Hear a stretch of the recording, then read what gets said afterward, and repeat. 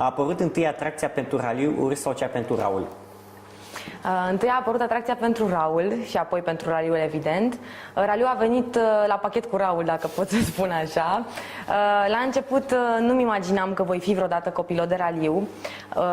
Cam un an de zile m-am uitat la probele iubitului meu cu prietenii de pe margine, după care am spus, ar fi foarte interesant să încerc și eu chestia asta. Este un hobby foarte interesant.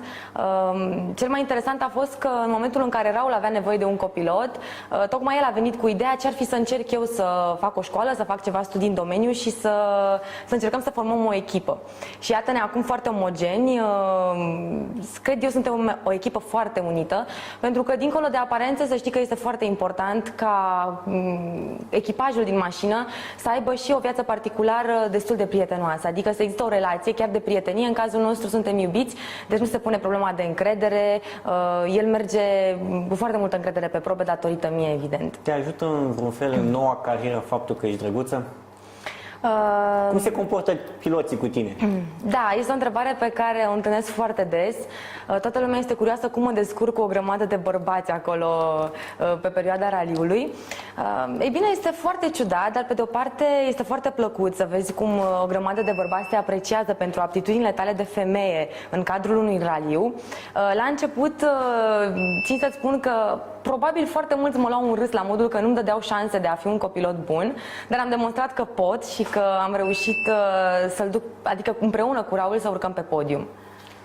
Probabil adrenalina e unul dintre motivele pentru care îți place să fii copilot. Ce alte chestii extreme îți plac? Da, raliul este cel mai periculos hobby momentan. Îmi place foarte mult fotografia și de curând foarte mult drumețiile. Aproape în fiecare weekend facem câte o excursie pe munte.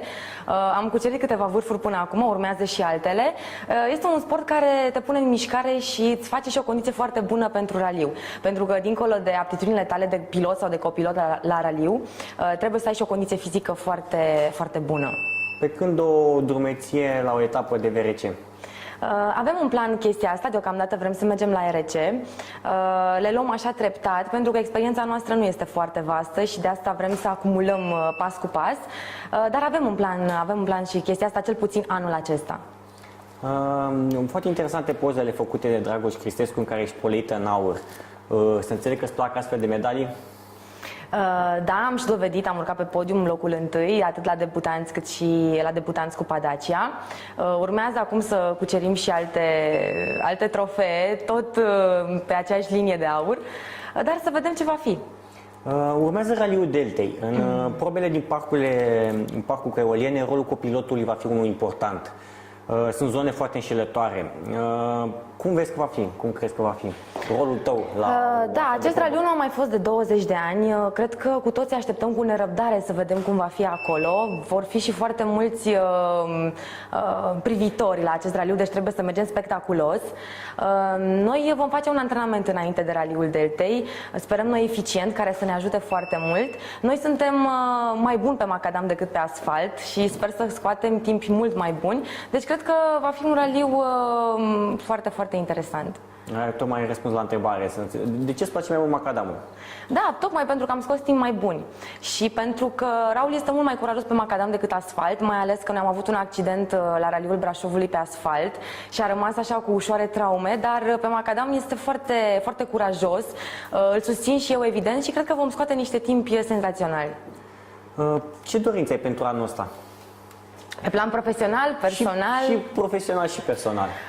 Profesional aici se împarte mai multe categorii.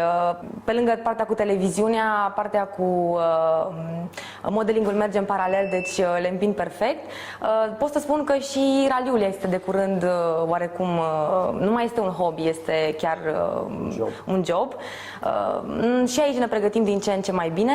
Iar pe partea personală toate lucrurile merg la fel de bine. Atât timp cât vom fi împreună la raliu, se pare că va fi totul bine și pe plan personal. Succes în Delta! Mulțumesc frumos!